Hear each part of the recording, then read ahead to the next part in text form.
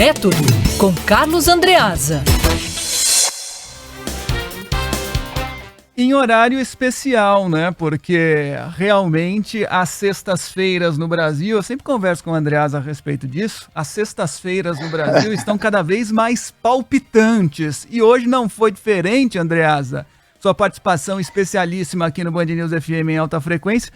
Independentemente do que seja ou não provado, ao fim de todo esse imbróglio, acho que é fundamental separar as coisas nesse momento, né, Andreasa? De um lado, um governador de estado supostamente envolvido em um lamaçal de crimes, supostamente envolvido. Do outro, e aí, claro, cabe também uma análise enorme, Andreasa, sobre isso também, um juiz do Superior Tribunal de Justiça que afasta do cargo um governador de estado legitimamente eleito, independentemente, repito, do que possa ter havido ou do que venha a ser provado, com uma decisão monocrática, ao que parece como medida cautelar alternativa a uma prisão preventiva. Andreasa, seguinte, senta aí, respira fundo e explica tudo isso pra gente. Boa sorte. Fala, Fábio. Boa tarde. Boa tarde. É sempre um prazer participar em horários alternativos, mesmo que para tratar de uma situação desgraçada como essa aqui do Rio de Janeiro. E é um daqueles casos, Fábio, em que a gente deve encher a boca para dizer está tudo errado.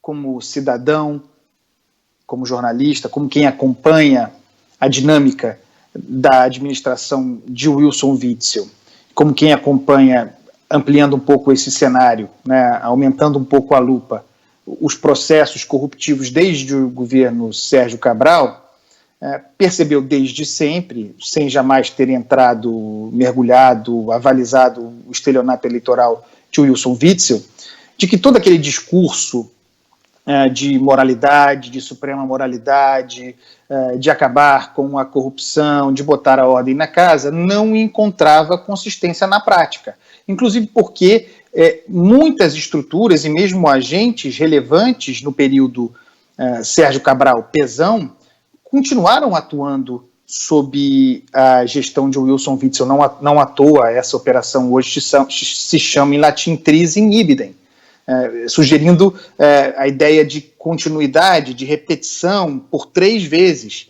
Sérgio Cabral, Pezão e Wilson Witzel. É isso mesmo. De novo, como cidadão, deixando até de fora aquele que faz análise política, deixando de lado o jornalista, como cidadão, à luz de tudo quanto se sabe, de tudo quanto aconteceu no governo Pezão, do que se sabe sobre licitações, né, para contratos emergenciais em função do enfrentamento da pandemia, primeiro a prisão do ex-subsecretário de Saúde Gabriel Neves, depois a prisão do secretário de Saúde Edmar Santos, Wilson Witzel, inclusive, se comportando agora como se o Edmar Santos fosse alguém obrigado, né, alguém obrigou o Edmar Santos a ser secretário de Saúde, como se não tivesse sido ele, Wilson Witzel, a escolher Edmar Santos para essa posição. Enfim, com tudo quanto se sabe, não tenho muita dúvida de que Wilson Witzel está enrolado, de que ele deve, e não duvido mesmo de que ao final desse processo fique comprovado que ele foi o líder, né, o comandante desse esquema de corrupção. De novo, não será nenhuma novidade aqui no Rio de Janeiro. Dito isso, olhando à luz do Estado de Direito, não podemos considerar o modo como se procedeu ao afastamento de Wilson Witzel como normal. Ao contrário, eu diria, ouvindo especialistas, juristas, mas basicamente à luz do Estado de Direito, né, e das convicções que eu tenho e que são muito claras, o afastamento de Wilson Witzel é ilegal.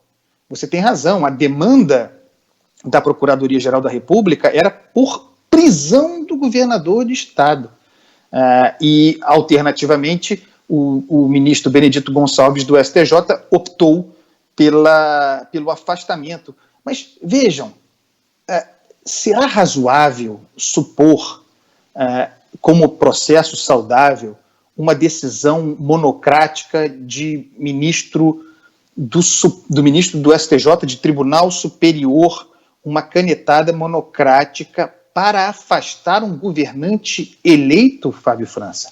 Que poder é esse que nós permitimos como sociedade, como república, a própria perversão da república, a própria perversão do Estado de Direito, que um juiz sozinho, um togado, não eleito, possa, num gesto, afastar um governador, um governante eleito? Será isso razoável? Vejam, o STJ é um colegiado. O Supremo Tribunal Federal, idem, um colegiado. A força desses tribunais, pela própria natureza de tribunal, é o tribunal. A musculatura está no conjunto, na reunião de seus membros para deliberar e chegar a uma conclusão. É isso que dá força, é isso que dá musculatura, é isso que dá segurança jurídica tão necessária no Brasil. Mas o que nós temos visto é prevalecer uma doença, prevalecer a cultura monocrática e a capacidade bárbara de um ministro não eleito tomar uma decisão dessa natureza, colocando muitas suspeitas sobre os processos, ainda que corretíssimo. Vejam, não estou fazendo, nem posso, nem tenho porquê, não estou fazendo qualquer acusação ao ministro Benedito Gonçalves, mas é justo que todas as especulações, inclusive as oportunísticas, as levantadas por Wilson Witzel, prosperem. A ideia de que, eventualmente, um ministro possa agir com interesses políticos, ele está agindo sozinho, sem ter mandato para isso, interferindo gravemente num mandato popular, num representante eleito, num governador de Estado. Não é muito diferente, como princípio, de quando, por exemplo, o Sérgio Moro fez tornar pública, véspera da eleição presidencial de 2018, o conteúdo da delação, uma delação que já sabia doente, de Antônio Palocci. Interferiu no processo eleitoral. A canetada de um juiz, claro, o juiz federal Sérgio Moro. Não é muito diferente do que fez, beneficiando Wilson Witzel, Marcelo Bretas, ao tornar públicas delações, acusações de um secretário de obras de Eduardo Paes, interferindo na eleição, prejudicando Paes, beneficiando Wilson Witzel. É o mesmo estado de coisas que outrora beneficiou o Wilson Witzel e que agora, claro, se volta contra ele. É sempre assim. Esse tipo de movimento jacobinista, Fábio, a gente sabe como começa e comemora quando é em nosso favor, mas a gente sabe como termina também à luz da história, termina voltando contra aqueles que se beneficiaram. Então, Fábio, se há alguém hoje, por exemplo, comemorando o procedimento de Benedito Gonçalves, canetada monocrática para afastar o Wilson Witzel, essas pessoas que estão festejando não podem reclamar de decisão monocrática, por exemplo, do Alexandre de Moraes ou do Celso de Mello.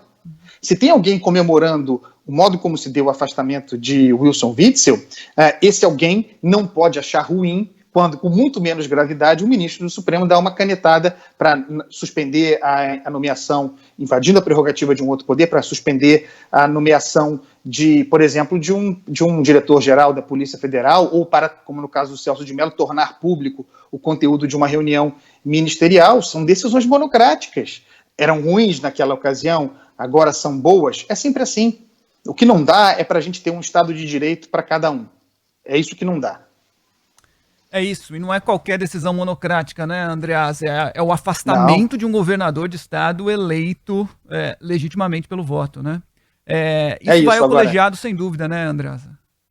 Vai ao colegiado, eu imagino que possa chegar mesmo ao Supremo Tribunal Federal, Fábio, uma manifestação, e aí vai ser aquele escândalo, olha, o Supremo revertendo a decisão. Quem dirá que reverter essa decisão estará errado? Sendo que isso não significa que o Wilson Witzel não deva explicações e não significa que ele não seja responsável pelas coisas que aconteceram, porque há muito elemento, há robustez nos elementos contra Wilson Witzel. Tem a participação de Lucas Tristão, que foi seu sócio no passado, era secretário de desenvolvimento, está preso preventivamente, acusado, e os elementos contra ele são sólidos, acusados de ser operador do esquema. Há o pastor Everaldo, preso temporariamente em outra operação, não é a Operação Tris in Idem, é a Operação Placebo, mas também responsabilizado, acusado de operar esquemas criminosos, vários grupos identificados, muito parecido com o que acontecia nos governos anteriores.